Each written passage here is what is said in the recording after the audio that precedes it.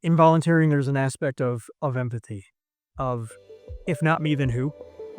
Sleep at Emily Peace was founded in 2012 by a gentleman named Luke Mickelson as a project he did to help a family in his church. He did it with his local scouts, and they built this bed, and they really enjoyed it. So they built another one as a community project and just offered it up online. And from there, it just blew up. They drew the attention of Mike Rowe, formerly of Dirty Jobs.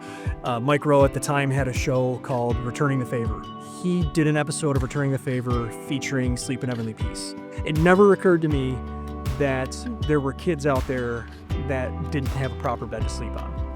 A few weeks later, I came across a news article, that there was a gentleman starting a chapter of Sleep in Heavenly Peace in our area. I didn't know him. All I knew is there's this article saying he's starting this chapter, and thought, they need a space to build.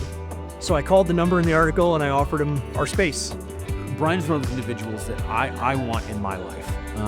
He makes me a better person. He challenges me to work harder, be more creative. If you have a need, he's there. He's showing up, not just talking about it. He's physically there, giving his old man back into it to serve, whether it be a close friend or a complete stranger.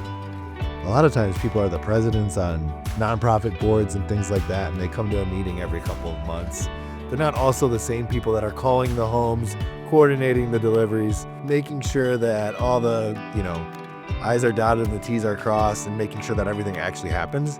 I think people think Brian actually is the employee of Sleep in Emily Peace, but this is a volunteer effort for him, and he's turned it into a full-time job.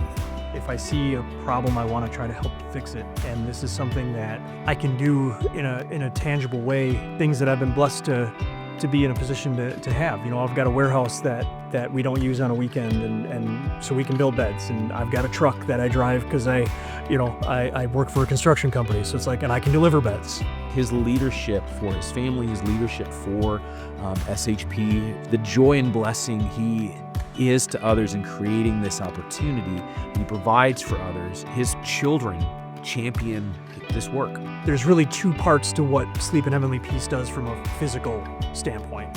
The build days, we take raw lumber and we cut, sand, and assemble that raw lumber into the components to make a bed. On a delivery day, we take those beds and those components, we bring them into the homes of the kids, and we actually assemble them. You're breathing, you have a pulse, you can make a bed for a kid. You can make a difference in somebody's life. One bed is 8 bolts.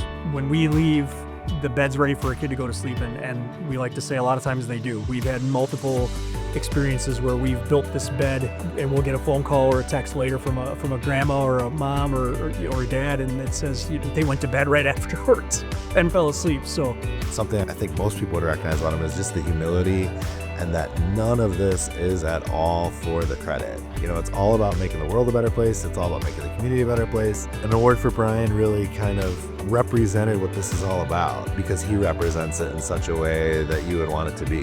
There's no me in it. It's a we effort to make a difference on families and kids in our community. I give back because I can, because there's a need that needs to be filled, and I have the ability to fill it. I don't think there needs to be another reason beyond that. Is there's a need, and I'm able to help, so I do.